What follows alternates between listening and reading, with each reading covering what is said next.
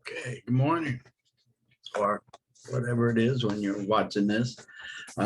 This is the first lecture, and as I stated, I have a new book. And so, excuse me, while I get, so we'll see how it works out. Of course, I said lectures in online are much different than lectures live. And so really, we're just going to be reviewing some PowerPoints about the chapter. I'm not going to read every PowerPoint to you. I know you know how to read. I am going to make some comments here and there, which you may or may not end up on a test, but for the most part, unfortunately, it's a dry lecture format with just reviewing the learning objectives and what's in the chapter and why it's important, okay, the highlights. So you still have to read probably to answer the quizzes and chapter quizzes and the smart book work. So up to you. Okay. So I'm going to bring up the PowerPoints. We'll see how this goes. All right. So here's our new book. Well, it's not, you don't know it, but it's a new book. It's a new book for me. And we'll get started.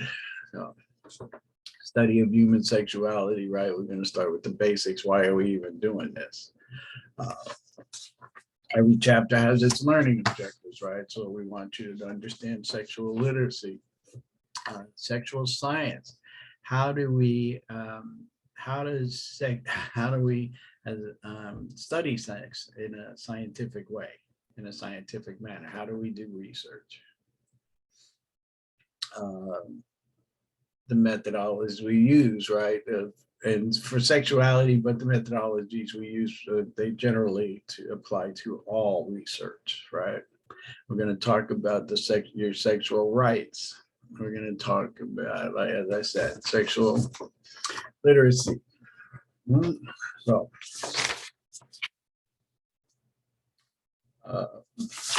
let's see.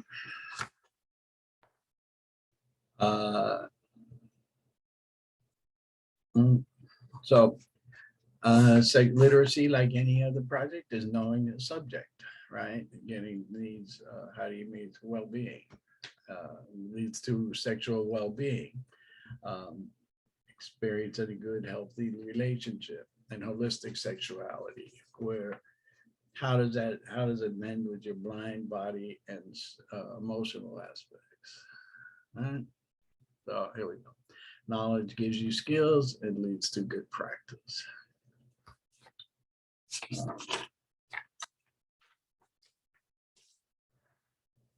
So becoming sexually literate, right? You need to understand, like, how do you learn about your sex? How do you find out what you like, what you don't like? You know, how do you have are you capable of having real, honest, and open communication about your sex life? If sexual negotiations, the discussion and interactions that lead to agreement about sexualism, or the lack of that, which leads to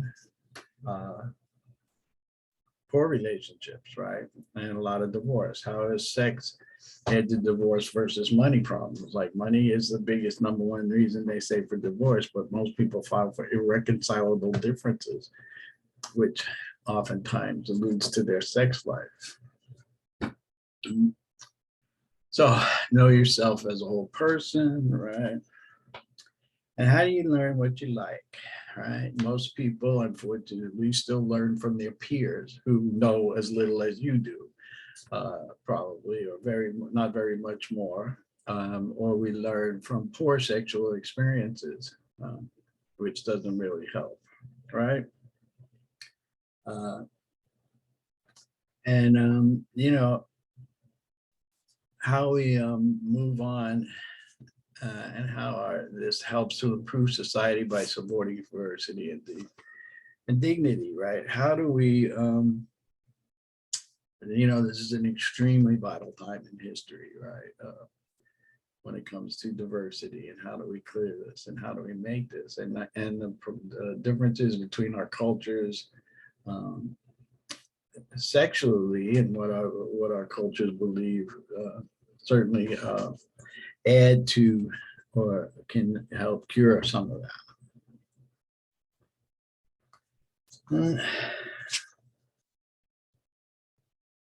And here we go. See, being able to talk about your own culture's sexual attitudes and how they contribute to your well-being or they don't contribute to your well-being, right?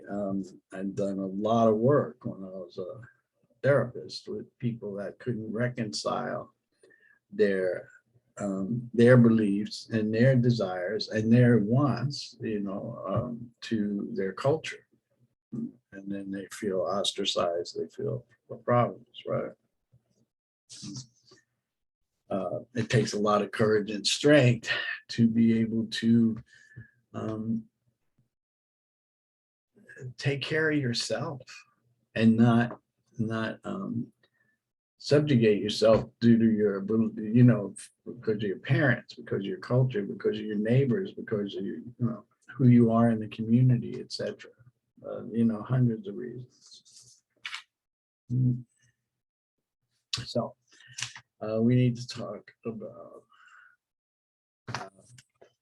what is your sexual well-being like? How do you get, sexual well-being includes your pleasure, your protection, your focus, and your purpose in life, right? So accepting who you are.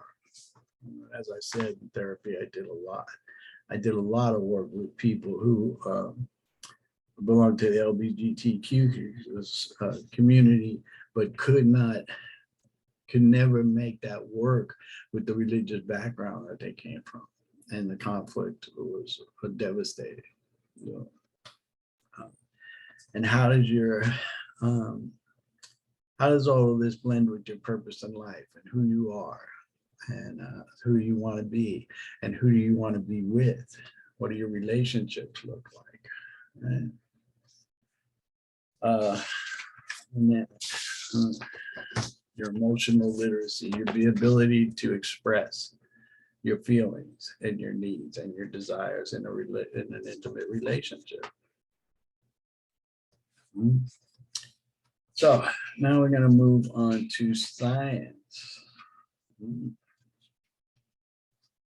All right. So, like I said, we need to understand sex. As a society, we want to understand sex so we can help people understand themselves and understand how to be a better, healthier self, right? So we need to look at how and study sex, right? Sexology, sexual science is the actual study of behaviors, and then sexology is our more of the mental side, right? What are we interested in? How do we do? So the medical model, sexual degeneracy, masturbation, like all these myths and all the bad things. When we looked at it from the medical point of view, this is what people thought, right? And of course, in those times, historically, when you look at the timeline, people were very prudent and certainly sex was not a topic you talked about in the home. Then we came about, right? Even back in Darwin's days, once we started seeing, he was one of the first people that brought evolution into the discussion. Brought into every discussion. Right? Then we started looking at what was then considered abnormal sexual behaviors, right? Fetishisms, perversions, etc. So then, of course, we started doing some real type of research with surveys with Magnus Hirschfeld, started providing people with surveys and getting responses back to look at it. How do we do it? And then we started moving into a more intimate, Freud, of course. I don't know how many of you are familiar. You took Psych 1, so you should be familiar with Freud. Excuse me. And his ideas about sex and how we were all tied to our parents. how we all had repressed feelings, which many of us still do. Many people still do. You brought about bisexuality and the physical pieces of the thing. Physical parts of the body that are involved in sex. Then people started doing field studies. And Margaret Mead was an important person. You're going to read about her in the book, right?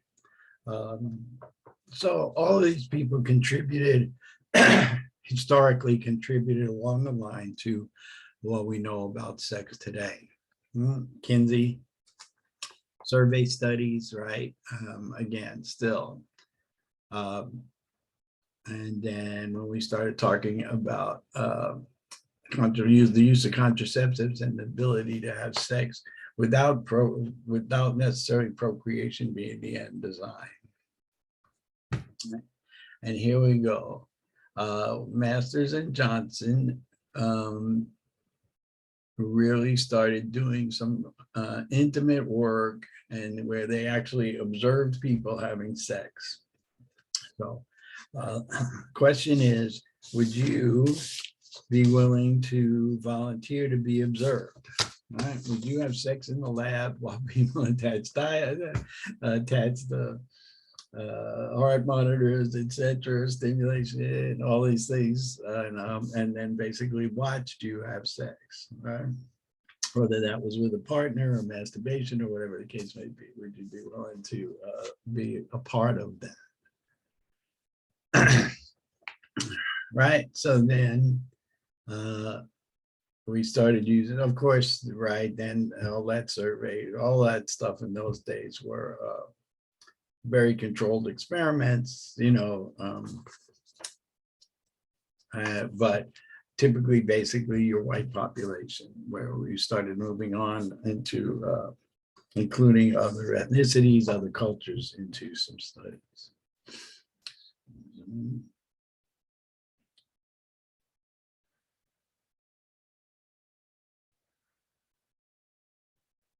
Oh, sorry. I can't get my controls back.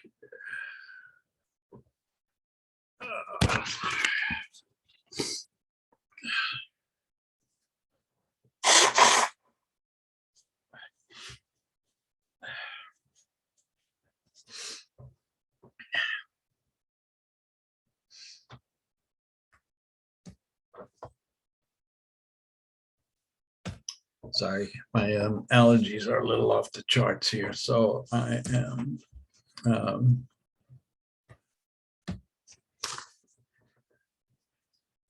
having a little bit of problems. So here's sexual research coming of age, right?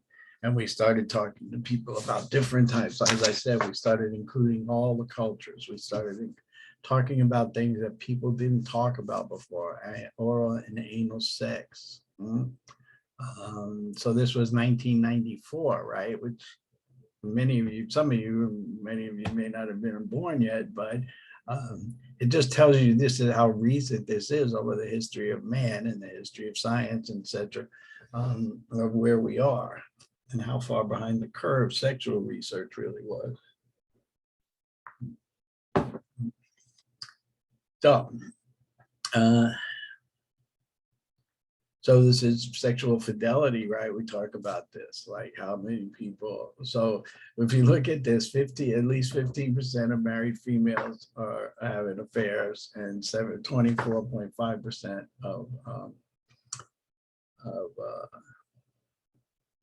are having affairs, right? These are the people that are reporting sexual fidelity, meaning they're not having sex outside their relationships, right? So the rest of the people are theoretically. And then,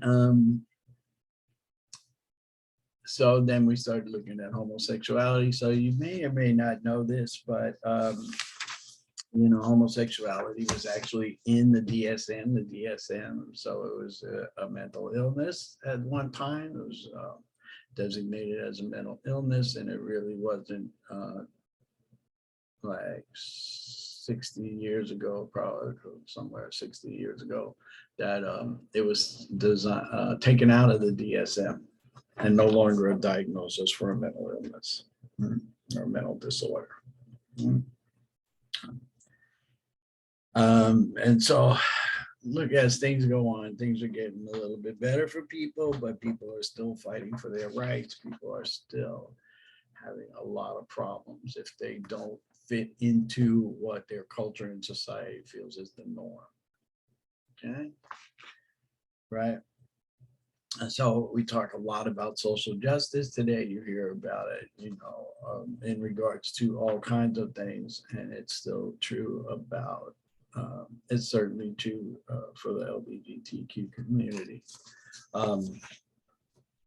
And when they're allowed to access and what people have, just like everybody else who has access to healthcare, who has access to the appropriate things that they need to live a fulfilling life.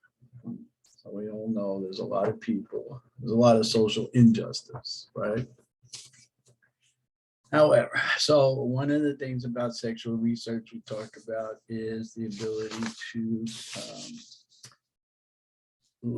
stop the transmission of STIs, right? Sexually transmitted infections, lower unintended pregnancies, and have a better mental health for people. However, we still, like, you guys are in college taking sex ed, human sexuality, when this class probably should be in junior high school, right? Or whatever that level is, right? Because you're starting to think about sex when you're 13, not when you're 20, right? You already been, like, some of you have had sex, many of you have had sexual experiences already. Many of you haven't, but you have to realize that probably needed this class much earlier. Hopefully it will still serve to correct some things. Of course, study of sexuality goes across a lot of things, right? So in this class, there's biology students and there's psychology students, right? Because you can get credit for either discipline because of the way it works, right? It's a physical and emotional and cognitive experience. So we look at all of this and try to cover all the bases so that we can get a better understanding, right? So we want to be able to look at that.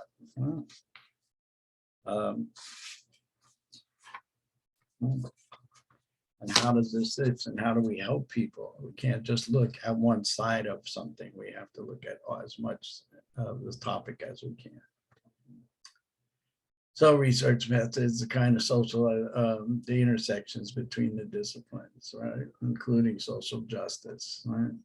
And then ethics, we're not going to get into it anymore. I used to show some things and maybe I'll post a couple of videos about how in the past we have abused and utilized people to conduct research. If you were interested, you can look up the Stanford prison experiment. You can look up Baby Albert and see how we tortured, a psychologist tortured a child and to learn about behavioralism, right? To see how behavior works. And then, of course, the Stanford prisons experiment shows how behaviors change to accommodate their role. And then, of course, there's the famous experiment where we gave hundreds of Black men syphilis to see what's the progress of the disease. And of course, the horror of that was when they actually found a cure. When they found that penicillin was the simple cure for syphilis, they did not give it to the participants. So we have done many harmful things in the pursuit of knowledge, as we covered it with the pursuit of knowledge. But nowadays, we are much more protective of participants, right? So research is you set forth an idea, you have a hypothesis, right? And any kind of research. If you've been in my Psych 2 class, you may know more about this, so hopefully.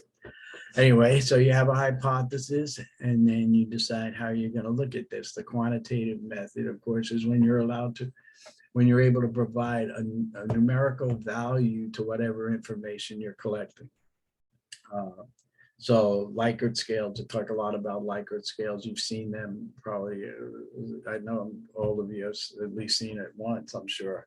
How much do you like something on a scale of 1 to 10? And then I have a number value for what you like, right? Versus qualitative research is where I ask open questions, and it's much more difficult, challenging to evaluate, because if I ask 10 people an open-ended question, I may get 10 answers that have nothing in common. And so, so for many of us, we prefer the quantitative research method, but you have to include some qualitative stuff to get some things that you just can't quantify. It's as simple as that. So of course, they have to be objective, they have to be generalizable. So you have to be able to take a small sample of people and then get enough information and enough accurate information and have enough information to be able to generalize that to a bigger population. And all of this is in research, and if you're going to really be serious psych students or social science students on any level, you will learn a lot more about this. It has to be able to be repeated. Somebody else has to take my same experiment, be able to do it and come up with the same results. All right. And then it has to have some validity. Am I really measuring and getting information on what I'm asking about? Am I truly getting what I'm trying to measure? So, right, we have variables, we have independent variables. I'm not going to get into go over this, but I will talk correlation, right? So correlation versus causation. Rarely do in our research are we able to say this causes that. What we are able to do is talk about the relationship between the two variables, and how strong that relationship is, and how often we believe one variable will cause a change in another. So take a research class. We talk about case studies, right? So you look at other people, you look at information, you get the information from a secondary source. Or you make your own case studies where you interview people and survey people, etc. And then self-report. So, right, you talk to people, you get people's stories. Of course, that has its own issues, right? So surveys, this is more about research. Surveys are, you mail out 1,000 surveys and you try to get interest, or you ask people face to face, or you get calls on the phone, would you mind taking a survey? Or when you leave the store and they give you a receipt, it's like you'll get a 10% discount if you go online and answer our survey, right? So all different ways to gather information. Of course, it's the cheapest way to do it, and mail it out. But the responses can be, if I mail out 1,000, if I get 100 back, I am really happy. But people have a tendency to be more honest and open when it's anonymous. The direct observation thing, as I said earlier, are you willing to be observed during sexual acts, and etc. And then are the people observe, like who is observing and how objective are they? So as I said, I talk about cause and effect, but I don't really talk about that very much. In most research, we talk about correlation, because it's very hard to control all the outside, all the factors to say that one thing actually causes another, and eliminate all the other things that could possibly influence in any way, right? So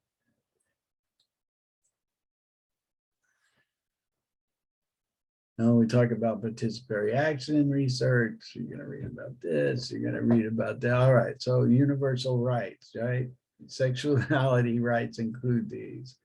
Equality and non-discrimination, right? The right to teach and learn about sex, because there are still places where you would not be able to take this class. This class is not available. There's nothing like this available, all right? Respect of each other's bodies, to be sexually active or not, when to choose and have children or not, right? And how do you pursue your sexual pleasure in a safe and satisfying way? So,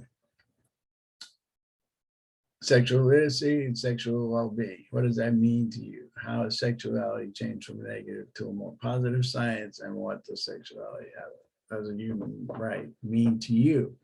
So what does this mean to you? All right, this is all about you and you learning to be about yourself. You getting to be a healthier, more well-rounded person, and to be emotionally and mentally and physically one, right? So that your mental thoughts about sex and your actions about sex are in line. Because whenever something is out of, and any of that is out of alignment, when our values, when our desires don't line up with our actions, that's what causes dissonance, and dissonance causes mental anguish, basically, in a quick picture. Okay, so that's it for chapter 1. Hopefully, as I said, you're going to read the book anyway. You're going to answer your other questions, and as always, I am available for questions. Let's get rid of this and go back to this. Please email me any questions you may have, or contact me, and I'm more than happy to respond, as I said.